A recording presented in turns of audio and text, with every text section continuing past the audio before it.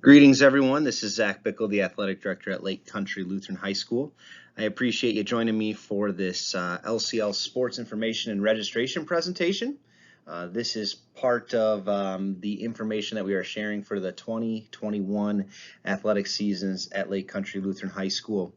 Typically, we would do this presentation in person at athletic orientation, but this year we're going to do it digitally and save a little time.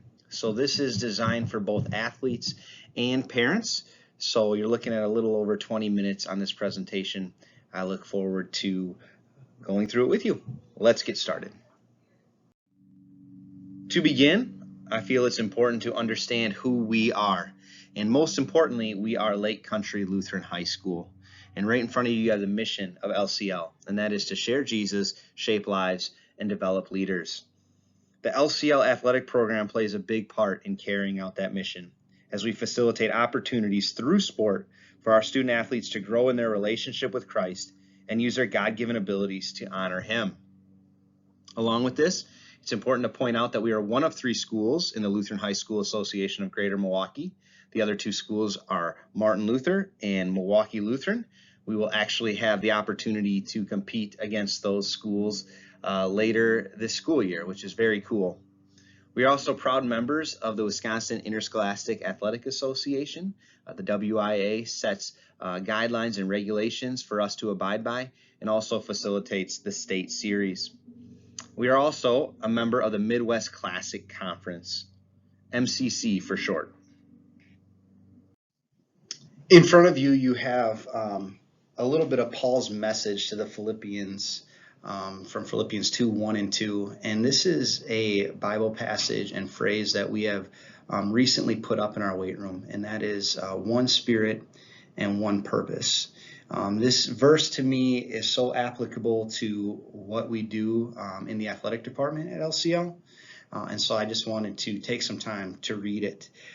Therefore, if you have any encouragement from being united with Christ, if any comfort from His love, if any common sharing in the Spirit, if any tenderness and compassion, then make my joy complete by being like-minded, having the same love, being one in spirit and of one mind. The 2 things that really jump out to me about this verse. Number 1, it offers perspective from the get-go.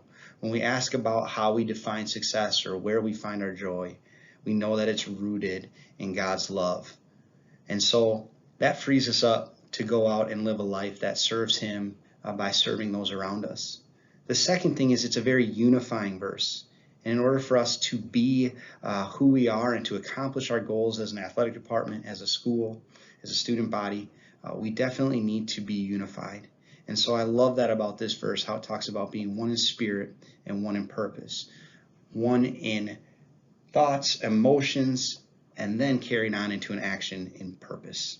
So I wanted to highlight that, and hopefully that's something that you as parents, you as athletes, and myself as an athletic director, I hold that close as a reminder of what we're all about. This is a list of the athletic department team here. Myself, Zach Bickel. Megan Lopnow is the administrative and athletic assistant. She works in the front office with Mrs. Young. She's also our Bolts liaison, so Megan does a ton for our school and works a lot with the athletic department, especially in areas with summer programming, registration, scheduling. So chances are you've had a chance to interact with her. If you have any questions, she typically is the first person that's going to be able to answer that for you in regards to athletics. Then Andy Kirk is our head athletic trainer. I also thought it was important to highlight a couple guys that are in the Lutheran High School Association. John Minier is our director of We Play for Him, so he oversees our Thunder programs, is active in supporting our summer programs as well. And then Luke Hodick joined the team this year. He is the Lutheran High School Association's director of high school athletics. So Luke brings a plethora of knowledge and experience and a great support to our team. As mentioned, Andy Kirk is our head athletic trainer.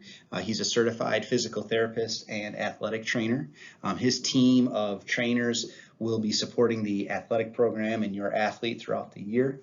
He is the owner of Body Mechanics Physical Therapy, and Andy has just done tremendous work for us for many years. As part of the athletic training services, that will be offered and support for your athlete. We also do impact baseline testing in just to gather more information in case your athlete would sustain a head injury.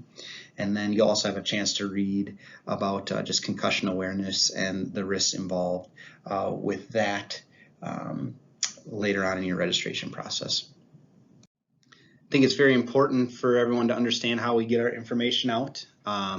Every couple weeks, I will send out lightning flashes. That's an email newsletter that'll contain just recent updates and any big news. We'll also continue to keep our athletic website updated. Facebook and Twitter are avenues that we'll share important athletic news on. Lightning flashes will always be posted to Facebook as well. And then the Our School calendar.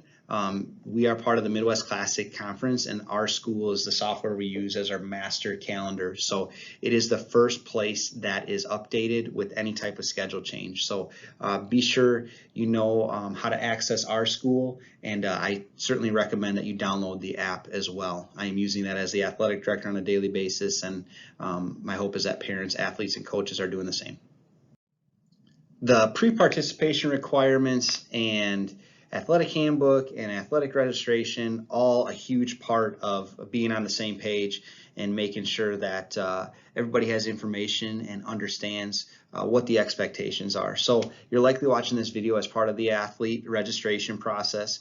Just so you know, as you work through this, there's a number of things that you're gonna be reading, and I encourage you to just take some time and really look through it, okay? These items include agreement of treatment and medical insurance information.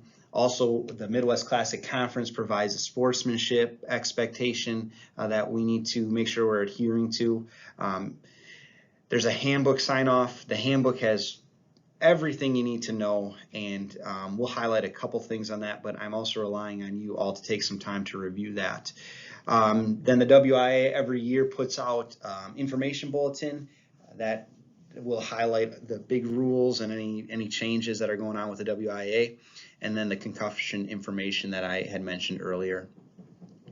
Along with athlete registration, you need to have a completed physical exam card on file here. It's necessary every 2 years.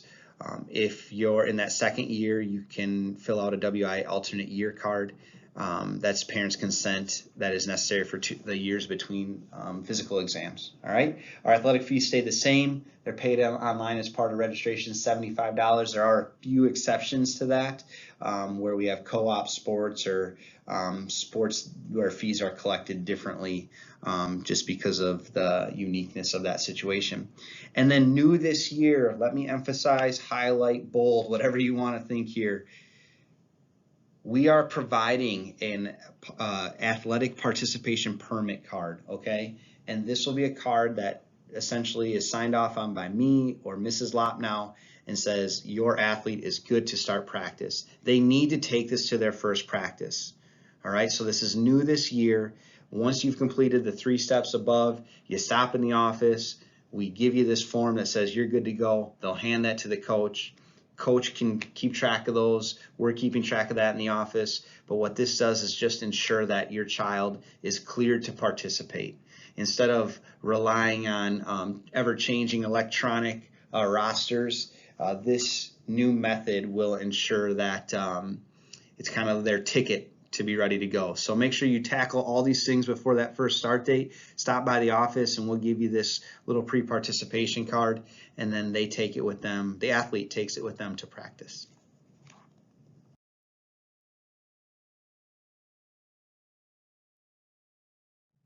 This slide is for the parents. If you don't know this, BOLTS is our parent organization. It's our booster club. It stands for Body of Lake Country Lutheran True Supporters. The format and structure of our BOLTS organization is maybe a little bit different than some traditional booster clubs, but we ask everyone to be a part of it. I guess we tell you to be a part of it because we're going to assign every single parent that has a kid at Lake Country Lutheran to a servant team. And then we assign servant teams to help us run different events, primarily within athletics that's supporting us in the concessions operation. So more information will come out about that. I did want to just let you know that our Bolts organization financially supports some special purchases throughout the year. We do all of our awards and our gym banners. We do our uniform purchases through Bolts, so your efforts are greatly appreciated because it helps us raise money to make those special purchases. This past year, it also helped us update the sound system in the gym, and we also were able to make a contribution to the football sideline coats. So within the servant teams and asking you to volunteer, there's also other ways to get involved. You can take on specific roles with concessions. We have people that are running our spirit wear, and then we have a handful of different events throughout the year that serve as fundraisers where we get people involved. So I certainly encourage you all to get excited about supporting Lake Country Lutheran this way. These opportunities to serve with each other ends up being a great way to build community and get to know people as well, especially if you're new to the LCL family. I also put down a couple other ways that you can support the athletic program, and just encourage you to reach out to myself or Megan if you would like to get involved. We certainly welcome the partnership and the support and just the involvement of our parents in these capacities. So thanks for considering that, and certainly reach out to us if you have any questions about what Bolts does. As part of this registration process, you'll review our athletic handbook. It's available electronically, and then you'll sign off that you read through it. It is the expectation that both parents and athletes alike take some time to review the information as outlined in our athletic handbook. It's certainly pertinent, it's concise, and really provides all the information that you need to understand what we're doing in the LCL athletic program. I did want to take some time to highlight a couple items and point them out to make sure that you read through those things. First of all, with sports offered, we will be offering girls ice hockey as part of the Arrowhead Co-op this winter. Our women's soccer and softball have moved to standalone programs in the spring. So we've had a great relationship with ULS, but we moved away from that co-op. And we're looking to build up those programs as standalone programs here at LCL. Please also pay close attention to the team level philosophies at the high school level. Even playing time is just never going to be guaranteed, and so I think it's really important that everybody understands that and there's transparent communication about it. Our team level philosophies really lay that out as they pertain to freshman or JV2, junior varsity, JV1, and varsity. We do have programs where we'll need to cut players based on the level of participation and number of teams that we're able to offer. So if you have questions about any of that, I encourage you to have a conversation with me or the coach of that program. At the beginning of this presentation, I put the Bible passage from 1 John 3:18. It says, "Dear children, let us not love with words or speech, but with actions and in truth." And it's certainly very important that our actions reflect who we are and who we say we are in the athletic program. And so it's one thing to say we're going to do something and we're going to act in a certain way and we're going to be high character and demonstrate great sportsmanship. But if we don't back it up, it really means nothing. And so it's really important that we understand how our actions reflect what we're all about, and certainly the credibility that we build as a school in the way that we're using our platform in sports. I say that leading into our athlete code of conduct and our spectator code of conduct. I need everyone to review those things. It outlines just the expectations and what we expect to see out of our athletes and spectators. This is something that is consistent with what you would expect to see out of myself as the athletic director and also our coaches as well. Again, being one in spirit and one in purpose. So the athlete code of conduct states that they will follow all guidelines laid out in the LCL student handbook and athletic handbook. Make academic studies your highest priority as a student athlete. Perform to your best to the best of your God-given ability. To demonstrate commitment by working hard and being on time to practicing games. Communicate with your coach. Be gracious in victory and accept defeat with dignity. Be respectful to others. No offensive remarks, trash talking, taunting, boastful celebrations, or other actions that would demean individuals or the sport. LCL student athletes will treat game officials with respect. No complaining about calls during or after an athletic event.